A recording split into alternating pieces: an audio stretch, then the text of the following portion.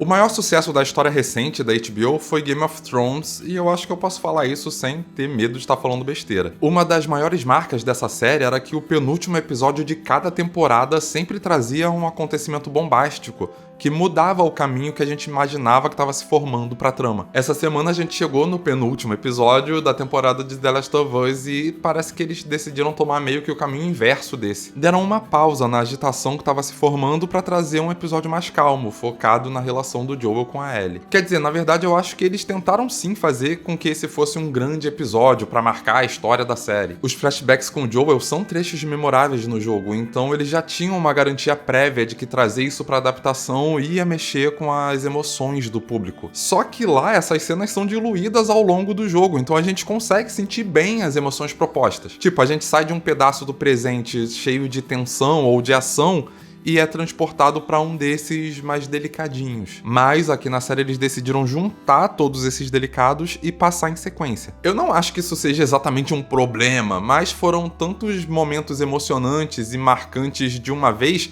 que a cada aniversário da Ellie parece que as coisas iam perdendo um pouquinho do peso pra gente. Isso sem contar uns outros vacilos que tem na última cena mais importante, mas eu vou deixar pra falar isso um pouquinho mais pra frente. Oi, eu sou o Dudu Cabral, esse aqui é meu canal e o episódio começa com o Joel tendo um embate com o pai dele, pra já deixar bem desenhadinho pra gente que a paternidade vai ser o grande tema desse episódio. E pra gente entender que o apego dele em ser um pai pra Ellie não tem só a ver com ele não ter conseguido ser um pai pra Sarah pelo tempo que ele deveria, mas talvez também tenha a ver com ele não ter conseguido provar pra ele mesmo que ele conseguia ser um pai um pouco melhor do que o pai dele foi. Ao longo dos acontecimentos do episódio, a gente vai vendo que esse objetivo dele não é uma coisa garantida, que tem uns momentos que ele realmente consegue e fica bem feliz por isso, mas tem uns outros em que ele acaba caindo numa reprodução de ações nocivas e só percebe depois. A princípio tá tudo certo. Além da Ellie ainda ser muito jovem e eles estarem num lugar mais seguro, os dois estão muito deslumbrados ali pela novidade deles estarem podendo viver como pai e filha mesmo, numa mesma casa e numa vida um pouco mais normal. Ele dá o violão pra ela e ela pede pra ele tocar. E aí eu já vou começar a falar um pouco. Nesse momento a gente consegue ver uma emoção, ele é bonito e tudo mais. Mas assim, a gente já viu um episódio com o título dessa música, a gente já viu a Ellie tocando essa música no episódio passado, a gente já teve uma cena da Ellie tocando violão, tocando Take On Me, numa atmosfera muito parecida com essa de agora. Então, os significados e as sensações que tentam tirar daqui são coisas que já foram tiradas. A gente já tinha visto, a gente já sentiu, a gente já entendeu tudo aquilo. Eles já tinham pegado a ideia dessa cena que tem no jogo e dividido entre outros momentos ao longo da temporada. Então, isso aqui acabou sendo só uma repetição. É o que ficou mais fiel à ideia original, tirada do jogo. Mas como na série foi o que veio por último, acabou ficando redundante. E o pior é que isso não é a única vez que isso acontece nesse episódio. Mas eu vou chegar lá, eu vou seguir falando aqui na ordem dos acontecimentos do episódio. A gente vai pro aniversário de 16 anos da Ellie e nessa passagem aqui era muito difícil errarem. Já tinham mostrado outras vezes como salvar a Ellie serviu também pra salvar o Joel, pra dar pra ele uma noção de normalidade, um equilíbrio pra cabeça dele. Mas aqui conseguem mostrar mais do que em qualquer outra cena, inclusive mais do que a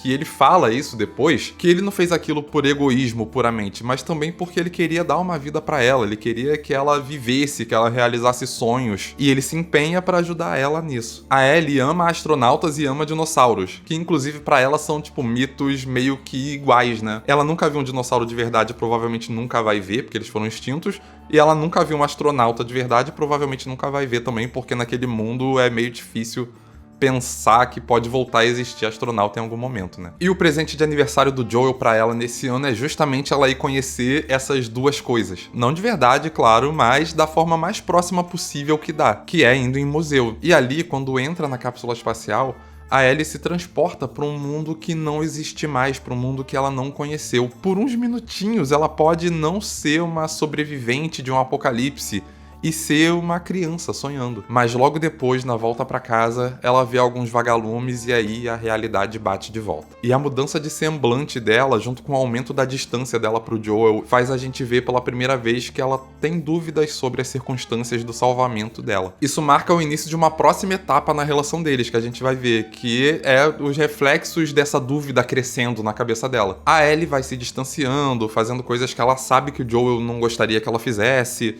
vai desanimando de estar junto com ele. E aí a gente chega no aniversário de 18 anos dela, em que ela vai pra primeira patrulha dela, junto com o Joel, e a gente descobre qual foi a situação dele com o Eugene. Quando a Ellie foi mordida e não se transformou, os vagalumes fizeram vários testes com ela, né? A gente vê isso logo no início da primeira temporada. A Ellie usa essa experiência dela pra tentar tomar a frente da situação e ajudar o Eugene, que foi mordido, a se despedir da Gale sem quebrar as regras da comunidade sobre isso. O Joel promete que vai seguir o plano dela, mas quebra essa promessa e depois ainda mente pra Gale sobre o que aconteceu, pra ele ficar parecendo mais um herói do que um vilão e pra ela se sentir mais confortável também. E é isso que acaba com as dúvidas da Ellie e faz ela ter certeza do que aconteceu de verdade lá no hospital com os vagalumes. Acaba também com a relação entre eles dois e coloca a gente no ponto em que eles estavam no início da temporada. Na penúltima cena do episódio tem a conversa deles sobre isso, que tinha sido omitida da gente entre o primeiro episódio e o segundo. Ela confronta ele conta a verdade, ela diz que não sabe se vai conseguir perdoar ele, mas quer tentar, então fica entendido